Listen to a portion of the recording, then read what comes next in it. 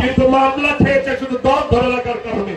যার বাবা আমাদেরকে আমাদের চোখের ভাষা উপলব্ধি করে আমাদের মনের ভাষা বুঝে বিএনপিকে ধরে রেখেছেন, আজকে তার সন্তান আমাদের কাছে এসেছে, আমরা কি তাকে ফিরিয়ে দিতে পারি?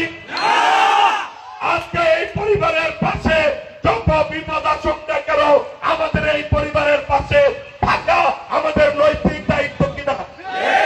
2006 সালে বিএনপি পরিবারের পাশে খুরশেদ আলমের পরিবার দাঁড়িয়েছে, ইনশাআল্লাহ 26 সালে চান্দিনার বিএনপি খুরশেদ পরিবারের সাথে আমরা থাকবো তো?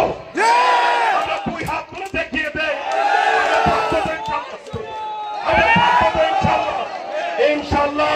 আমাদের জীবন দিতে হয়, আমাদের রক্ত দিতে হয়, মামলা খেতে হয়, হামলা খেতে হয়। 2026-এর নির্বাচনে খুরশেদ পরিবারের পাশে আমরা